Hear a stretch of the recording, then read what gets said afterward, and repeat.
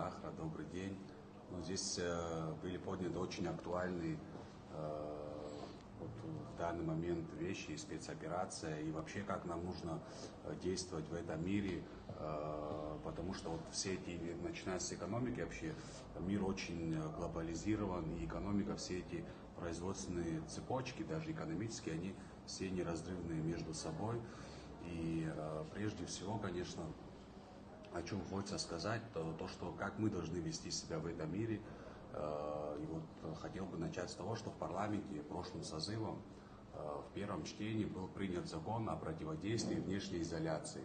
Это был зеркальный закон на закон 2008 года Грузии об оккупированных территориях. И там прописаны очень понятные вещи, как мы должны действовать в условиях изоляции.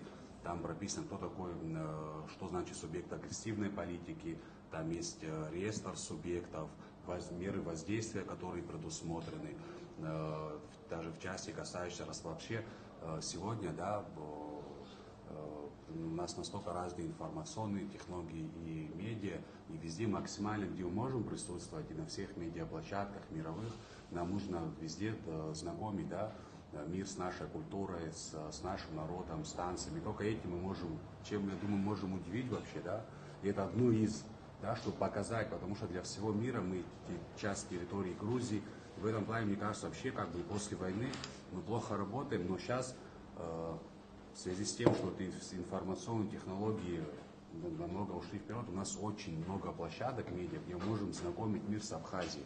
И мне кажется, это очень важно, чтобы восприятие, прежде всего, да, и у стран Запада, и у более нейтральных стран, чтобы оно понятно было, но они поняли, кто такие абхазы, чего мы хотим вообще в этом мире, как мы хотим развиваться, и почему вообще, и исторически, какие у нас права есть, да, на нашу родину.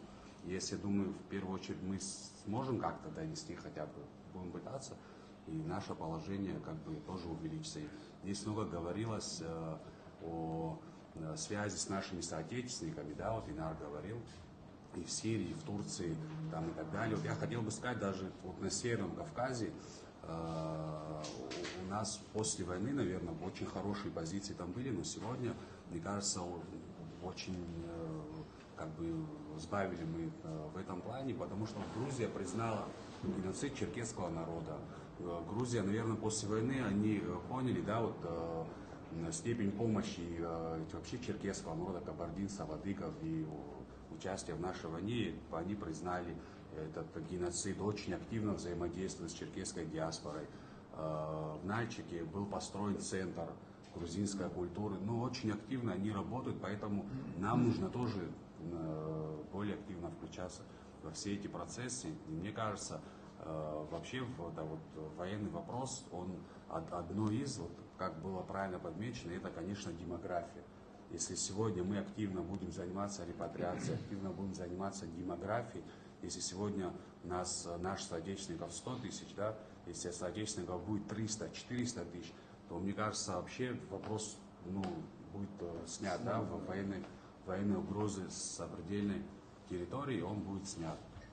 Также вот помимо военной безопасности, конечно, это продовольственная безопасность.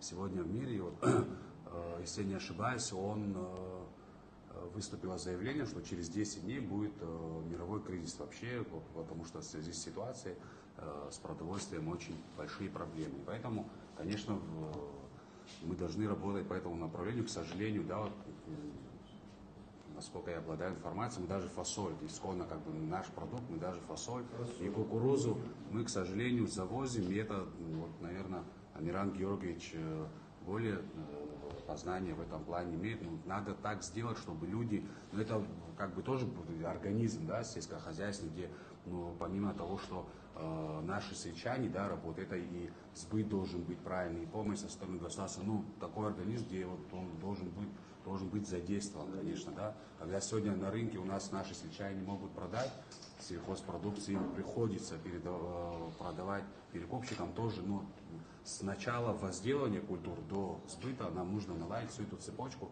Я думаю, и наши сельчане, они готовы работать. И то, что у нас многие говорят, то, что мы обленились и так далее. С МТСом не согласен. Почему? Потому что если в районах будет достаточно поддержки, да, на уровне МТС, на уровне там горюче-смазочных материалов, на уровне возделывания полей и так далее, и конечной цепочки сбыта, то я думаю, что и мы сможем хотя бы необходимыми товарами, продуктами, мы будем иметь возможность, да, чтобы наше население здесь, внутри Абхазии, не зависело, да, от внешних поставок, хотя бы тех, и туристов, конечно, тем более сейчас у нас ожидается такой наплыв, да, беспрецедентный за всю послевоенную историю в Абхазии, так эксперты говорят, по крайней мере, то, что как бы ждем. Так что, спасибо за предоставленное слово, в общем. И со своей стороны, кстати, да, со стороны парламента, я лично и коллеги, все заинтересованы на самом деле, чтобы много вопросов в разработке сейчас в бюджетном комитете, там и об упрощенном налогообложении, там и касаемо НДС, есть, и в ближайшем времени все эти вопросы какие-то мы уже рассмотрели, какие-то собираемся рассматривать на ближайших сессиях. Так что я думаю, что и коллеги наши все заинтересованы в том, что как-то в этой сфере, чтобы у нас прошло продвижение. Спасибо большое.